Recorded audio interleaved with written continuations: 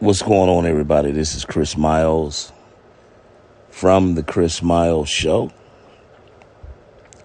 Be sure to check us out on all social media platforms at symbol I'm Chris Miles. Once again, you can check us out on all social media platforms. The at symbol I'm Chris Miles. I want to dive into a quick topic of the black church.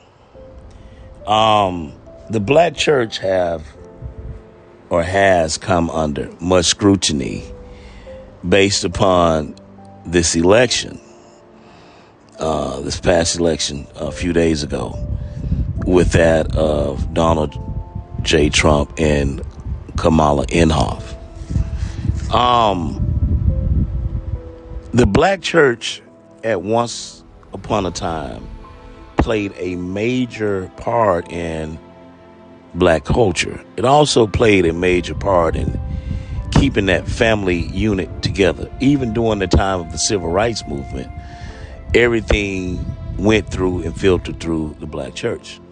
All of that is long gone. I mean, it's gone. I don't think it will ever come back to the fundamentals of the black church. But this is what I have to say about the black church. If you all notice today if you go to a black church, or even if you watch the content on social media, all you ever see and hear in the black church is song and dance. There's no breaking down the scriptures. There's no trying to articulate the scriptures. It's always, you get a tambourine in there, the organ playing, and they're jumping around like slaves, basically, happy and all of that stuff there. Nobody is breaking down the scriptures. So where am I going with my comment? I'm simply saying and going to a point and place to say, this is why you would allow a woman to come into the black church that is pushing abortion to black women, who push the LGBTQ agenda to black people. All of the things that are structurally sound, this woman was completely against it. And one of the reasons why those things happen is for the fact that when you go to church, nobody breaks down the Bible. Nobody in that church is doing thus says the Lord. It's always centered around song and dance. And that is such a misnomer of facts. It's such a gay authority and agenda that is being centered around or going on within the black church. And this is why everybody was in their feelings when America rejected the notion of all of these things. You cannot say that you are a person of God and you are out here doing things that are a degradation, things that's was considered abomination. You cannot break down that Bible, because the Bible is for our moral compass. It is the guide forward into life. But you cannot go in that Bible and break it down and allow somebody that has an agenda contrary to that of God come in there and you support that person. It's impossible. Nowhere in time has this ever happened before. And this is the conduit, this is the turnoff for black men. Most black men that espouse around masculinity, that exemplifies masculinity, they're not a part of the black church. And it's really sad.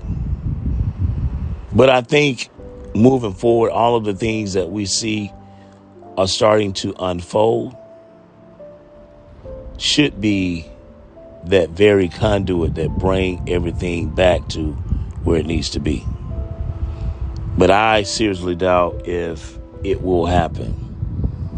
I don't think it will. But we wanted to speak on this very topic because, you know, everybody's in their feelings about all of these ungodly measures and things. And they, like I say, people have gone out and they've said a lot of negative things about, you know, Trump. And for the most part, Trump might be all of those things, you know.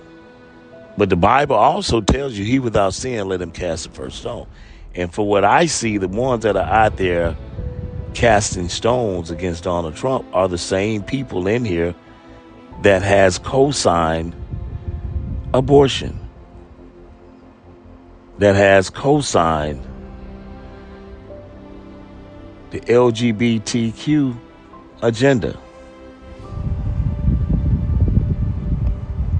They have co-signed everything that is ungodly. And for the first time in a long time, America spoke and said, you know what? We are not going to do this shit anymore. You are not going to allow men to be a part of women's sports.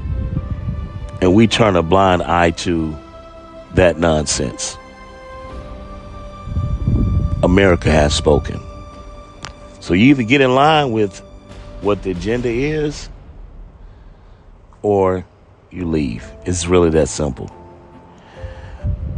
I want to thank everybody for listening to this audio video by me, Chris Miles.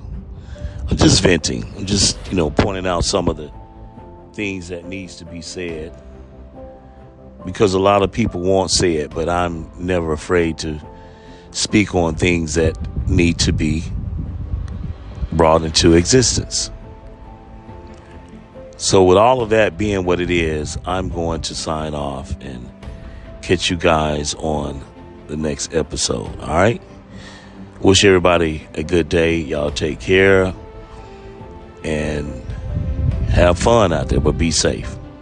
Until next time, the Moving Finger Rights has written, moves on. To all of you, good day.